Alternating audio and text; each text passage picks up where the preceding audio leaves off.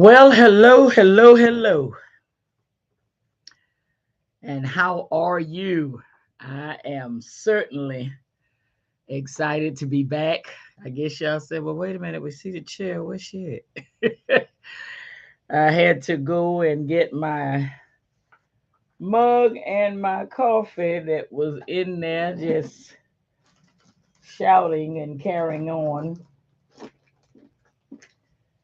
the stove. I had went somewhere yesterday, walked right out the house and left my coffee mug sitting on the counter. And so I said, that's okay. I'm still getting my coffee. And so I was warming it up and it was in there singing its praises. I'm probably going to have to go get some more creamer because it doesn't taste like what I put in there is enough. So good morning where I am on the eastern zone in the eastern zone. Good afternoon, good evening wherever you are. I'm so excited to be back. Have you checked in on your soul? Have you checked in on your soul? I hope from last Thursday of us being together to coming here this morning or coming here at this time, whatever time zone, like I said, you're in. I hope that you have been paying attention to you, paying attention to your uh, how you have been investing and what your return on your investment, your ROI, uh, has been. And I hope that it's been great. But if it hasn't, I hope you've made some changes. I hope you have uh,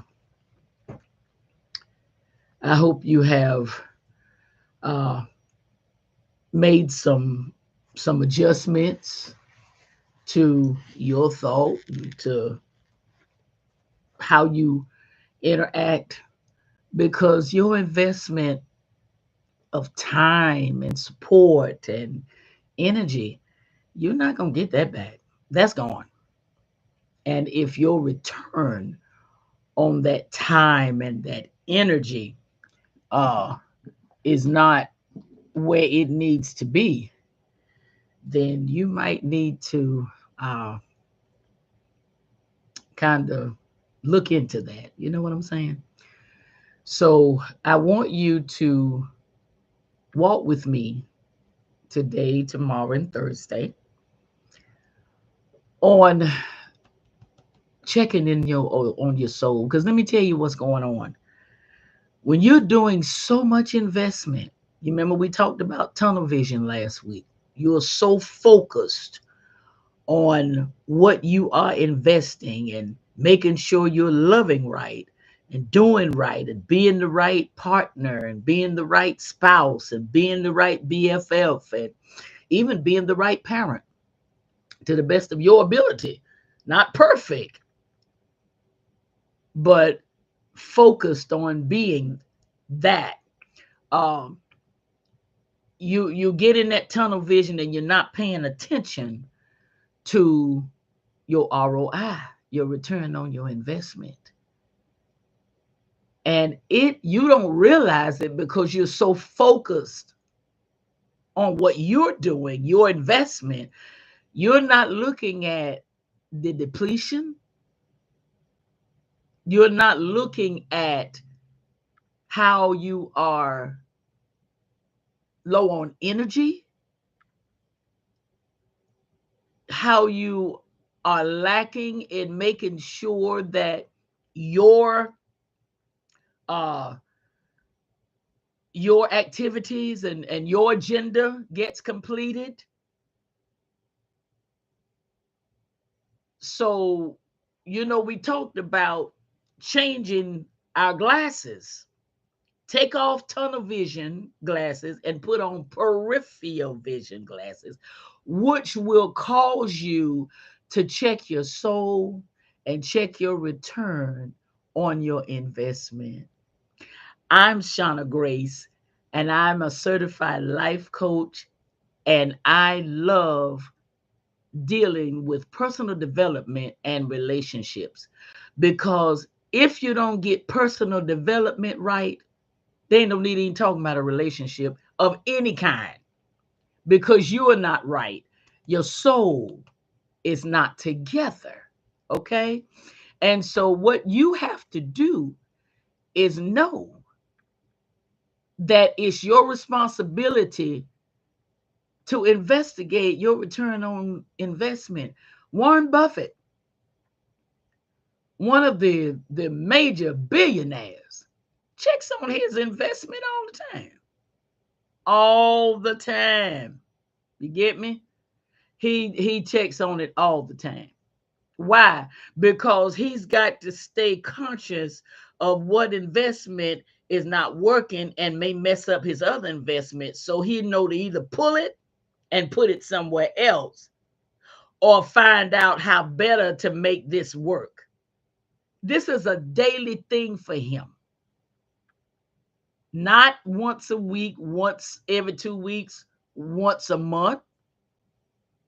This is an everyday thing. That's probably after, hopefully he talks to God when he gets up in the morning. But I imagine right after that, his cup of coffee and his investments are front and center, because he knows if he don't keep a check on them, he could lose.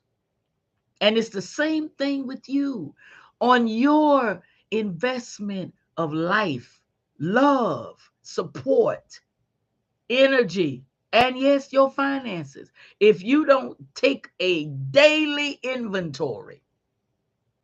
Now, what did I invest today? Who did I invest it in? Now, Warren Buffett knows soon as he put it in some of his investments, it's not an immediate return. We got that. But it's not going to be a no return and that investment stay there. He going to pull it, put it somewhere else, where maybe after 2 or 3 days, he sees some kind of return starting to come in. You get me? So I want you to do the same thing with your life, because every day is a fresh start to bring more of your new image out. There's so much to you. We limit ourselves with being a wife or a daughter, then reverse order, a daughter, a wife, sometimes a daughter, a mother first, wife, and that's a whole nother show, podcast, not show, but podcast, that you would allow somebody to make you a mother before they make you a wife. Come on here. But you're a daughter, hopefully a wife first, a mother. You get what I'm saying? An employee. Hopefully you were that before you even got to be anything else. But you get what I'm saying. You wear so many hats. You're making so much of an investment, but are you checking on your soul to see how your soul is doing all this investment? How depleted are you? You know, do you wake up every morning and you just so tired and give out you don't know what to do? You don't need to wake up every day with a fresh start. You see my mug? Every day is a fresh start. And I hope you have your mug with your favorite beverage in it. And this is our time to share. Me, it's coffee time. And Lord knows that's a miracle every time I say it. Because, honey, I just started drinking coffee. Maybe, what is this, August? June? April? How about this year? Let me just do it that way.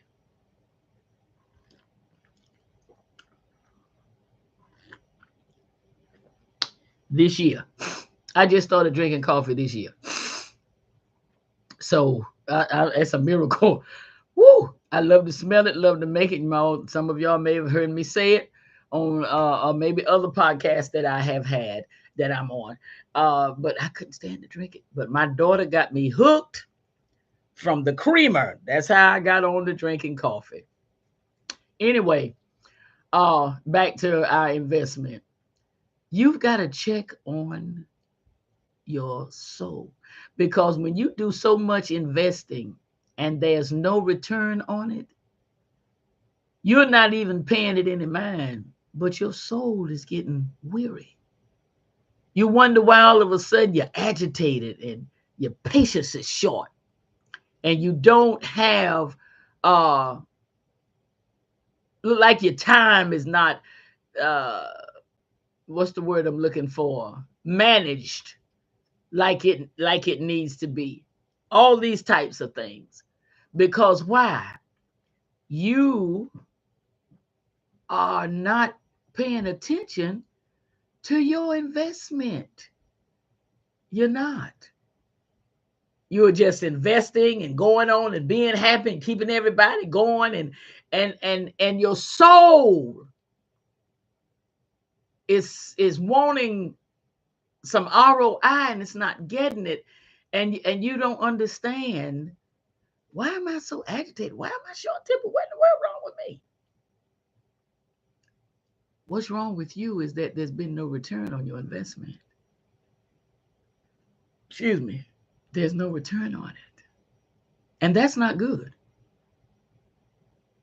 Because even in the Bible, our Heavenly Father, you may call him the Most High, Creator, God, Jehovah, whatever your name is for him with your your relationship. He said, as long as the earth remains, there will always be seed time, investment, and harvest, return on investment. That's supposed to be. And for decades, I never paid attention to it because I wasn't taught that. Heavenly Father taught me, girl, wait a minute, what you doing? Things that he have taught me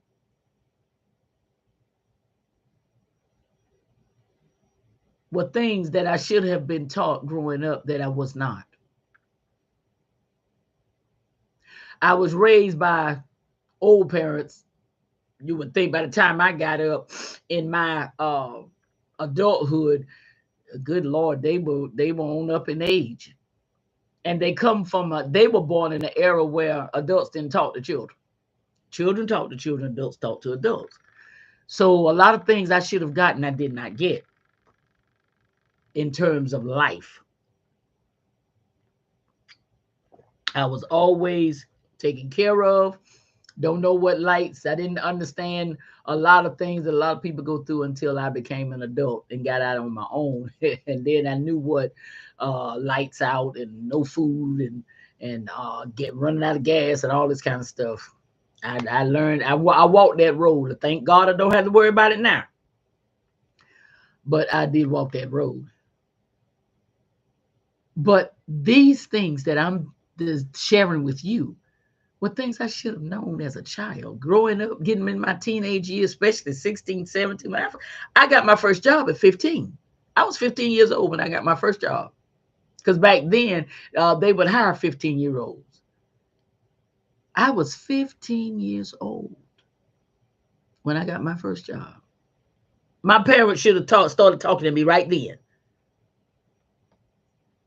They taught me about money, but they didn't teach me about life. You get where I'm coming from? So what I want you to understand is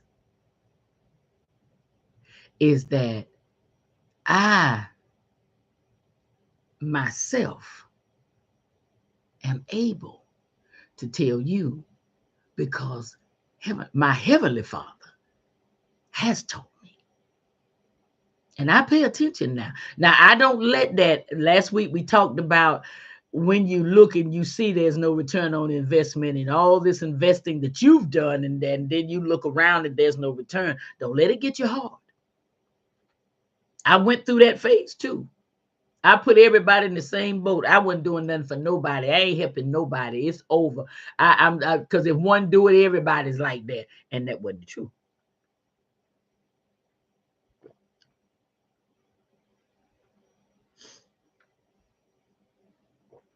You see what I'm saying? So you have to check on your soul. When you look up, because see, your fresh start, I keep saying it, your fresh start is your responsibility. It's nobody else's responsibility for you to keep your fresh start. It's nobody's responsibility. It is yours. Why? Because nobody lives in here but you. This is what you live in, but you are in here. You all see what I live in, but I'm inside. Nobody's never seen me. They've never seen you. They've seen what we were cased in. And all of this they call us, but no. That's why when people die, you bury the suitcase. But when they take that last breath was them. They go up or down, they go. And the body, the suitcase is left there for, okay, is somebody going to do something with me? Because who was in here is out. So you got to check on your soul, because you do not want to live your life always investing, always giving. Matter of fact, I just went to a service, and that's not the only service I've been to. I've been to many services where people have stood up having their remarks and their memories about the deceased, and talked about how that person gave and gave and gave and gave and gave. I have one time, and all of that giving was investment. I have one time to go to a service of a deceased and hear somebody say they invested, but their return was just as great. We didn't let them invest, and we just took it and walked off. When birthdays came, we blew them up. When they had different things going on, we made sure if they wanted to invest in us, we wanted to invest in them. And I just use this for an example. If they wanted to do, let's say, a block party in the community, and they wanted to sponsor it, maybe they got the money in the funds, they pretty well off, as we say, pretty well off. That's how they would say it in the olden days, pretty well off. They would, they go on and they just want to invite everybody. Everybody just come. We gonna have a good time. The return on that investment would be, okay, you are investing your time and your energy given to us for us to have a happy time. We worked all week, and you just want us to be able to have a good time, blah, blah, blah.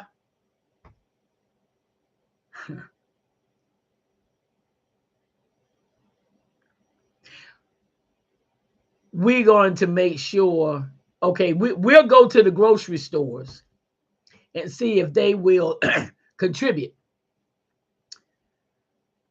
We'll get in the community. We're gonna have a community meeting and see who can invest as well.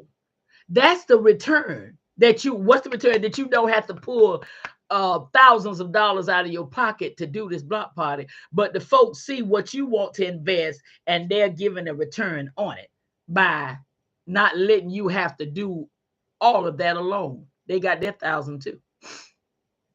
Okay, well, if you putting in 5,000, here's my 1,000. Let's make it 6. Somebody else say, I got 1,000. Okay, that's 7. Because the block party probably gonna run out about $8,000 to $10,000 if you really do a real big one and do it right. It can run up in some money quick. But your return on investment is these people. You've thrown about 2 block parties already. This third block party, they're like, no, you ain't getting ready to do this by yourself. Now you done two of them on your dime. And we just came and enjoyed, ate up all the food, kicked back, danced, played cards, played games, whatever. But this time, you ain't doing it on your dime.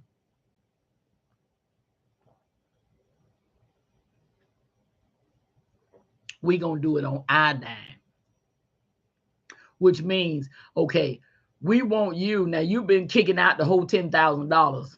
That's $20,000 you out of already. Now, if you a philanthropist, $20,000 like $200 to you, ain't nothing. But people who have the right heart will say, okay, this time you just give 5. We got the other 5. We'll raise it, whatever we got to do. And a lot of times, well off or tracks well off, they'd be like, oh, what we got to raise? Here's my 1,000 right here. Somebody said, well, hey, here's my 1,000. I had a couple thousand in my pocket anyway. So here's 1,000. That's 2 of it. Somebody else said, what y'all doing? And they tell us, oh, snap. Yeah, he ain't getting ready to do this third time. Here my 1,000.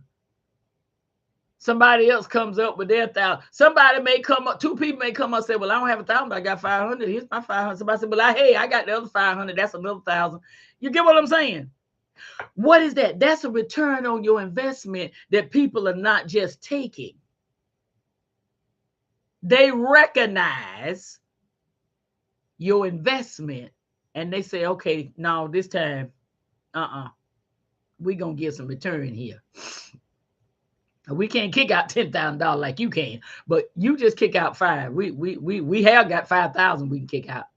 That's a return on your investment. Because now you don't have to kick it all out of your pocket. Hello? You don't have to kick it all out of your pocket. You kick it out of, they're kicking it out of their pocket too.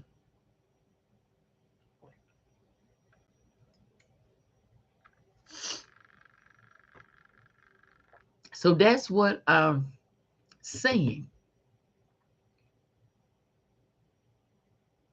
I want you to understand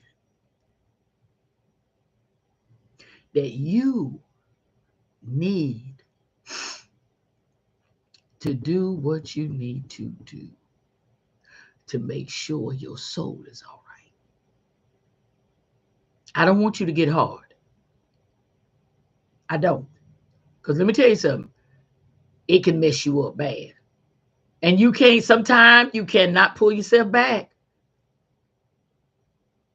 And you just telling everybody no. You don't care who it is. You just no.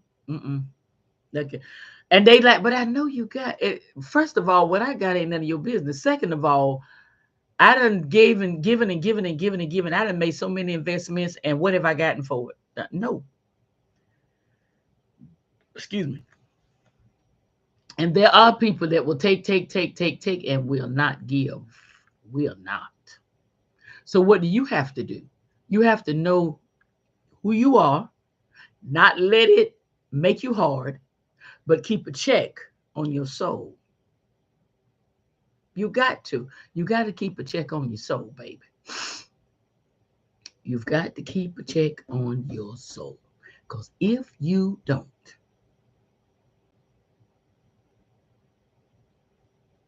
you're not going to get what you need to get. You're not. And you're going to be bitter and you're going to be mean and you're going to die alone. You don't want to do that. You don't want to do that. What you want to do is make sure that you take care of yourself. Take care of yourself. Invest. Listen, the happiest people are those who give. Because you know what? Their mindset is, their demeanor. They made somebody happy. That's what keeps them going. They made somebody happy. However, While you're making people happy, don't forget to pay attention. Who making you happy?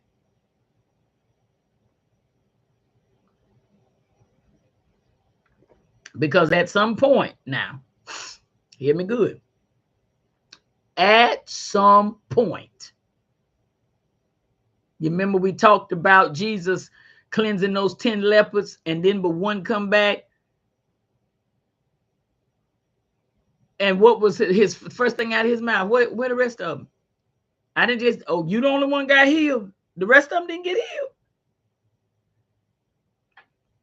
Yeah, they did. But they were takers.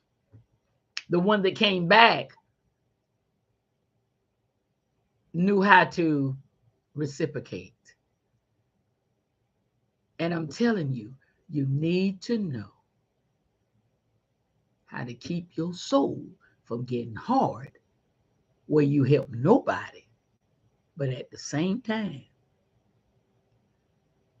be wise in who you have helped that you see are just takers now. Okay? Because your new image, you're not gonna have leeches. You're not gonna have that. You're gonna have people in your circle and around you that you all have a relationship. Okay? So listen, stick with me this week. We'll be back tomorrow. And I want you to really check on your soul the rest of today. Join me here tomorrow and we'll talk some more. All right?